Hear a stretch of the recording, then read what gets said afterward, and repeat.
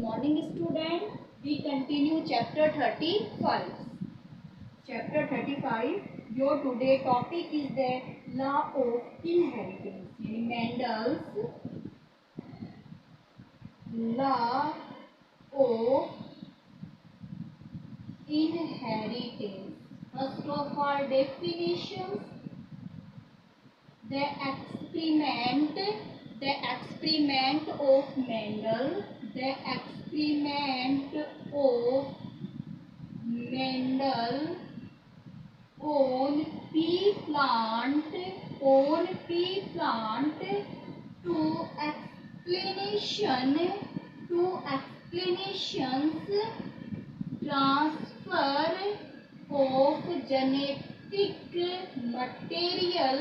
transfer of genetic material from one generation to other generation. समझ में आ गई क्या definition.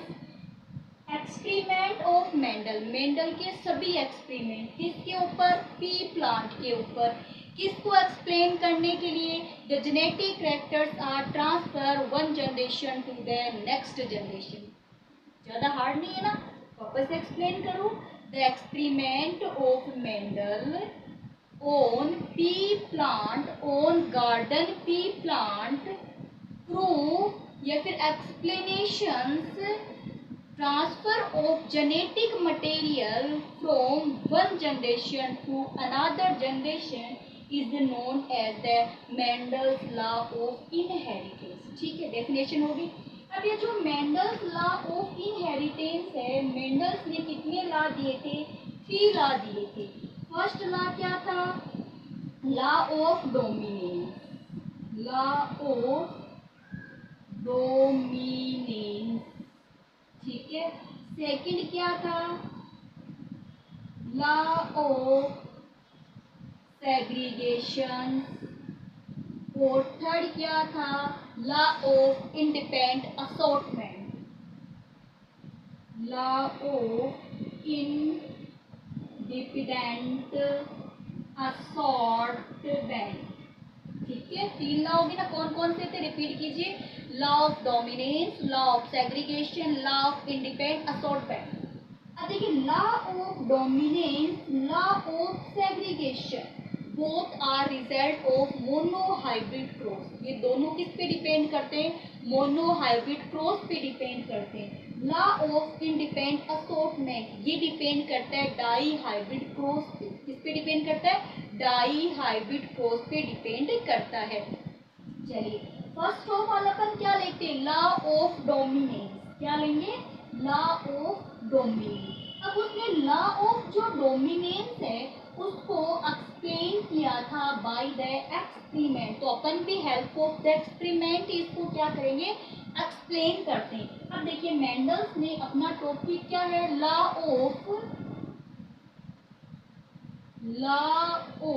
Dominance, law of dominance. Law of dominance depend on monohybrid cross, depend on monohybrid cross.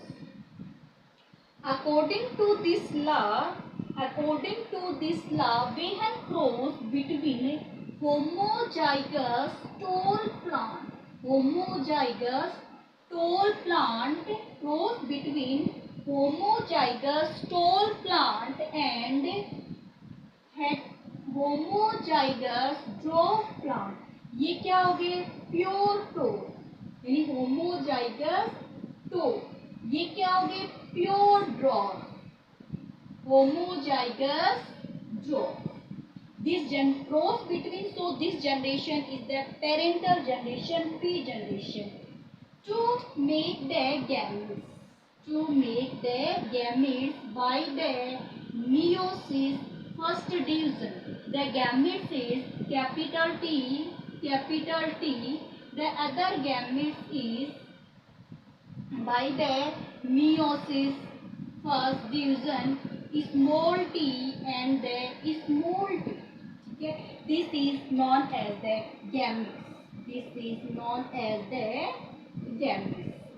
Clear है इतनी बात यहाँ तक? अब देखिए ये कौन सा प्लांट है? टोल प्लांट है। क्या है ये?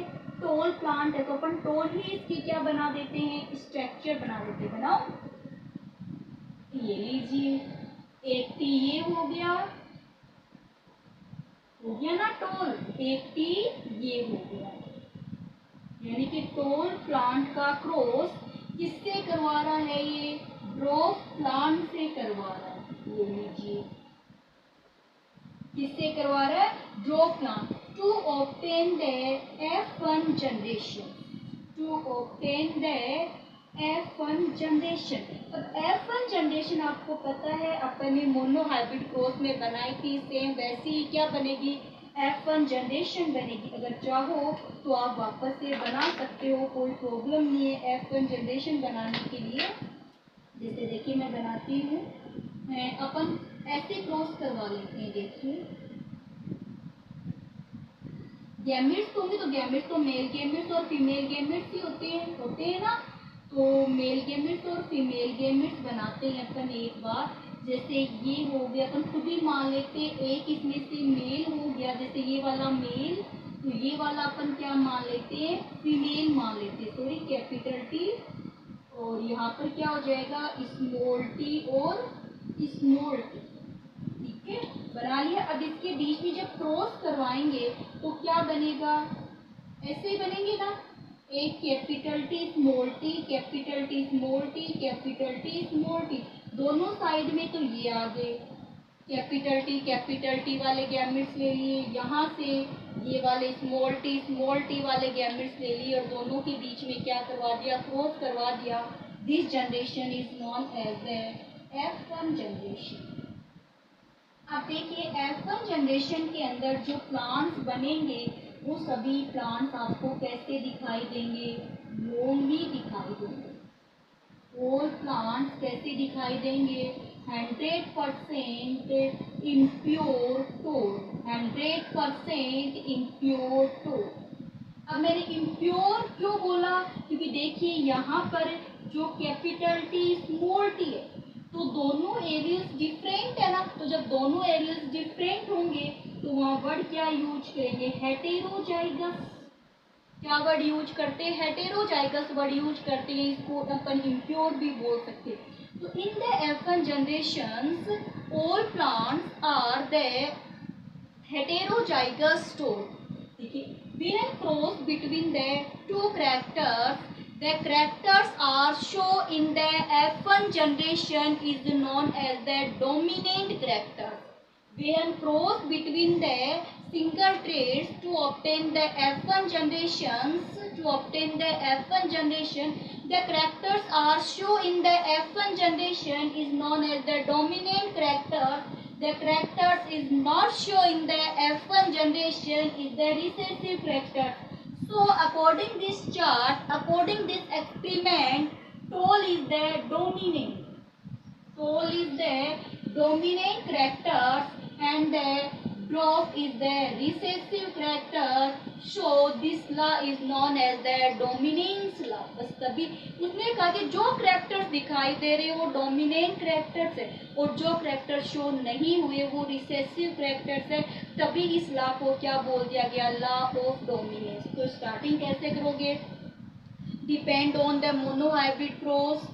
When cross between the single constructing characters, the characters are shown in the F1 generation is known as the dominant character. The characters is not shown in the F1 generation is known as the recessive character. So this law is known as the law of dominance. मैंने पहले definition इसीलिए नहीं बताई कि अब आप आराम से समझ पा रहे हो मैं जो कहना चाहती हूँ। क्लियर हो गया? तो ये लॉ ऑफ डोमिनेंस है। नेक्स्ट अपन करेंगे लॉ ऑफ सेग्रीगेशन। फर्स्ट हो गया लॉ ऑफ, बस लॉ ऑफ डोमिनेंस आपको F1 जनरेशन तक ही करना होता है, आगे नहीं करना होता, क्योंकि F1 जनरेशन शो कर देती है कि कौन से कैरेक्टर्स है वो डोमिनेंट है और कौन से कैरेक्टर्स डोमिनेंट नहीं है। तो नेक्स्ट हमारा क्या होगा? लॉ ऑफ सेग्रीगेशन, या उसको प्योरिटी ऑफ गैमेट्स भी बोलते हैं। Law of segregation and purity of gamete। Second law क्या है हमारा, law of segregation and law of purity of segregation and law of purity of gamete. ठीक है, ये हमारा कौन सा हो गया, सेकेंड लॉ हो जाता है। क्लियर, कौन सा है, सेग्रीगेशन। क्या है, सेग्रीगेशन। चलिए सेग्रीगेशन से बात करते हैं। पहले आराम से सुनिए, है ना, अपन अपनी ही लैंग्वेज में बात करें, कोई इंग्लिश टू इंग्लिश की बात नहीं करेंगे अपन पहले, ताकि आपके टॉपिक आराम से समझ में आए। देखिए, जब दो पेरेंट्स के बिटवीन, जब सिंगल कॉन्स्ट्रक्टिंग कैरेक्टर्स के बिटवीन में क्रॉस करवाते हैं, क्योंकि ये भी मोनोहाइब्रिड पे, when the cross between single constructing characters to obtain the, कौन सी जनरेशन आती है, सबसे पहले क्रॉस करवाओगे तो F1 जनरेशन आती है। ये कौन सी जनरेशन आती है बेटा, F1 जनरेशन आती है। अब मोनोहाइब्रिड क्रॉस के अंदर अपन जो F1 जनरेशन ला रहे हैं वो ये ला रहे हैं, यही है क्या F1 जनरेशन, अभी की थी ना, तो यही आती है ना F1 जनरेशन। तो देखिए इन द F1 जनरेशन, ये देखिए दो, इन the F1 generation present the two gametes. F1 generation में कितने गैमेट्स है, टू गैमेट्स है ना, एक तो गैमेट्स ये रहा, बिल्कुल आराम से समझिए, उसके बाद में एक डेफिनेशन बनाएंगे। एक ये रहा, ये दो अलग अलग गैमेट्स है लेकिन दोनों साथ साथ है F1 जनरेशन के अंदर। आगे कितनी बात समझ में, the F1 generation contain two gametes या two alleles. The F1 generation contain two alleles, each allele contain each gamete. दो एलील्स है ना, कौन कौन से, एक एलील्स ये रहा, एक एलील्स ये रहा। ये एलील्स कैपिटल टी के जी गैमेट को बता रहा है, और ये स्मॉल टी, देखिए कैपिटल टी, इसमें कितने ये रहे, इधर क्या था स्मॉल टी, तो इसमें भी कितने हैं, दो है ना, दोनों मिलकर के कहाँ आ गए, F1 जनरेशन में आ गए। कहाँ जाते हैं, F1 जनरेशन। तो F1 जनरेशन में कैपिटल टी का गैमेट भी है और स्मॉल टी का गैमेट भी है। तो F1 generation contain two alleles, each allele show the each gamete, each allele show the each gametes. इतनी बात क्लियर होगी क्या, when they enter in the next generation, when enter in the next generation, both alleles are separate to each other, both alleles are separate to each other, so this law is known as the segregation law। वापस बताऊं आपको, F1 generation enter in the F1 generation enter in the next generation, both alleles are separate, both alleles are separate is known as the segregation law। each allele contain each gamete, ये gamete capital T हो गया और ये gamete क्या हो गया, small T. Contain each alleles contain each gametes, so is known as the purity of gametes, so is known as the purity of gametes। Then after the both alleles enter in the next generation, the both alleles enter in the next generation, live together but not contaminate to each other, but not contaminate to each other। आगे क्या इतनी बात समझ में कि next generation में दोनों gametes गए, ये मेल की फॉर्म में, ये फीमेल की फॉर्म में, दोनों गैमेट्स गए हैं, बट एक दूसरे को दोनों गैमेट्स कंटामिनेट नहीं करते हैं, एक दूसरे पर कोई इफेक्ट नहीं डालते, ऐसा नहीं होगा। देखिए अब मैं आपसे पूरा चार्ट बनाती हूँ आपके सामने, अब आप आराम से समझो। F1 जनरेशन को बनाने की जरूरत है नहीं, आपको पता है इसमें क्या होगा कि F1 जनरेशन बन जाएगी। पहले कैसे बनी मालूम है ना ये बात? कैपिटल टी स्मॉल टी, है ना, दोनों से एक गैमेट यहाँ से आ गया, एक गैमेट यहाँ से आ गया, दोनों का फ्यूजन करवाते हैं तो क्या बन जाता है? F1 जनरेशन बन जाती है। F1 जनरेशन तक अपन करते हैं, नॉर्मल बात है ये तो। अब देखिए ये जो अपनी F1 जनरेशन है क्या है? अपनी जो F1 जनरेशन है, इस F1 जनरेशन के both alleles are separate. The both alleles are separate, known as the segregation slot. The alleles are enter in the next generations. The alleles are enter in the next generation in the form of gamete, in the form of gamete, not contaminate to each other. एक दूसरे को खराब नहीं करते, अपना effect नहीं डालते। तो देखिए रिजल्ट क्या आएगा? Capital T. ये देखिए ये आगे दोनों एल्स अलग, पहले अलग अलग हो गए, नेक्स्ट जनरेशन में फिर साथ आ गए। ये लीजिए ये दोनों फिर साथ आ गए नेक्स्ट जनरेशन में, लेकिन एक दूसरे को क्या नहीं करते? कंटामिनेट नहीं करते हैं। इसीलिए इसे प्योरिटी ऑफ गैमेट बोला जाता है। कि पहले देखिए दोनों अलग अलग हो गए थे, दो अलग अलग गैमेट बन गए। दोनों गैमेट कहाँ एंटर कर रहे हैं? F2 जनरेशन के अंदर दोनों गैमेट क्या करते हैं? एंटर करते हैं। फिर F2 जनरेशन में दोनों गैमेट साथ साथ आ गए, लेकिन एक दूसरे को कंटामिनेट नहीं कर रहे हैं। इसीलिए इस लॉ को क्या बोलते हैं? प्योरिटी ऑफ गैमेट बोला जाता है।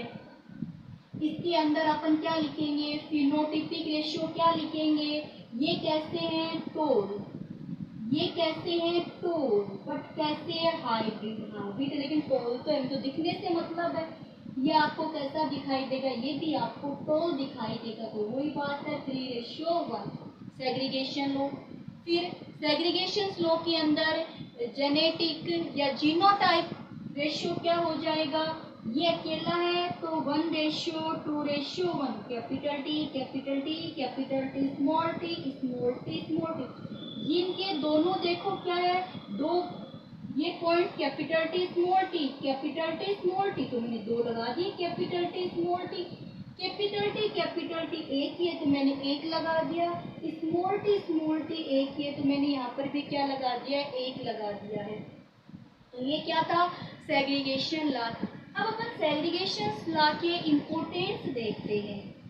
Importance of segregation law. और दोनों ही किस पे डिपेंड करते हैं? मोनो हाइब्रिड क्रॉस पे क्या करते हैं? डिपेंड करते हैं। इम्पोर्टेंस ऑफ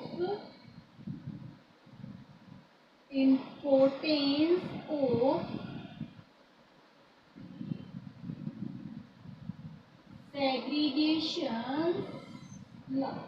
देखिए फर्स्ट तो इसके अंदर क्या हो जाएगा? सेग्रीगेशन लॉ के अंदर एक तो ये जीन हाइपोथेसिस जो होगी, जीन हाइपोथेसिस को प्रूव करते हैं। जीन के जो कैरेक्टर्स होते हैं उनको प्रूव करता है। सेकंड ये प्योरिटी को प्रूव करता है। यानी क्या बता रहा है? यानी इम्पोर्टेंस के अंदर अपन क्या क्या बताएंगे? एक तो देखिए किसको प्रूव करता है? ये जीन हाइपोथेसिस को प्रूव करता है। सेकंड ये बता रहा है कि जो कैरेक्टर्स होंगे वो one generation to next generation transfer होते हैं। यानी कि कैरेक्टर्स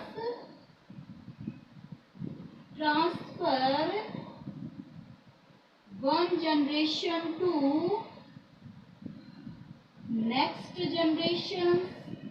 यानी दोनों कैरेक्टर्स अलग अलग हो गए, फिर नेक्स्ट जनरेशन में जाकर के फिर एक साथ हो जाते हैं। तो ये जेनेटिक ट्रांसफर को एक्सप्लेन कर रहा है। ठीक है। फिर उसके बाद में कह रहा है कि अगर जीन अलग अलग दो जीन एक साथ हो भी जाते हैं, दो जीन्स अगर एक साथ ये एक जीन में दो अलग अलग गैमेट है, फिर भी एक दूसरे को क्या नहीं करते, कंटामिनेट नहीं करते, खराब नहीं करते। हमने किया था ना, देखिए F1 जनरेशन के अंदर दोनों गैमेट्स को अपन ने अलग अलग कर लिया था, नेक्स्ट जनरेशन में इनको एंटर करवाया था, तो नेक्स्ट जनरेशन क्या थी हमारी, यही तो थी नेक्स्ट जनरेशन। फिर साथ साथ आगे थे, लेकिन एक दूसरे पे अपना इफेक्ट नहीं डालते हैं। ये इम्पोर्टेंस किसकी है, तो एक बार देखिए क्या क्या इम्पोर्टेंस है। जीन हाइपोथेसिस को है, characters one generation to another generation को ये कंट्रोल करता है, डिफरेंट गैमेट्स भी एक दूसरे को कंटामिनेट नहीं कर रहे हैं। ठीक है, आगे इतनी बात समझ में, ये इसके क्या थे, इम्पोर्टेंट थे। किसके इम्पोर्टेंस किए अपन ने, लॉ ऑफ डोमिनेंस के इम्पोर्टेंस किए हैं। आज हमने 2 लॉ की स्टडी की है। एक लॉ तो कौन सा है, लॉ ऑफ डोमिनेंस, कि जो F1 जनरेशन में इसमें कैरेक्टर्स आते हैं डोमिनेंट होते हैं, F1 जनरेशन में शो नहीं होते, रिसेसिव होते हैं। सेकंड अपन ने किसकी स्टडी की है, सेग्रीगेशन की है, जिसको प्योरिटी ऑफ गैमेट भी बोलते हैं। कि F1 जनरेशन के दो गैमेट्स अलग अलग हो जाते हैं, सेग्रीगेशन हो गया। Each gamete show the each allele या each allele show the each gamete enter in the next generation not effect to the each other, so is known as the purity of gametes. Next class के अंदर हम लोग study करेंगे law of independent assortment की करेंगे, जो किस पे डिपेंड करता है, डाई हाइब्रिड क्रॉस पे डिपेंड करता है। उसके बाद में अपन स्टडी करेंगे बैक क्रॉस क्या होता है, बैक क्रॉस के क्या क्या टाइप्स है, तो इनकी स्टडी हम लोग नेक्स्ट क्लास के अंदर करेंगे। आज का जो आपका क्वेश्चन है वो आप नोट कर लीजिए। क्वेश्चन आपका रहेगा what characters are known as the dominant and recessive, dominant and recessive.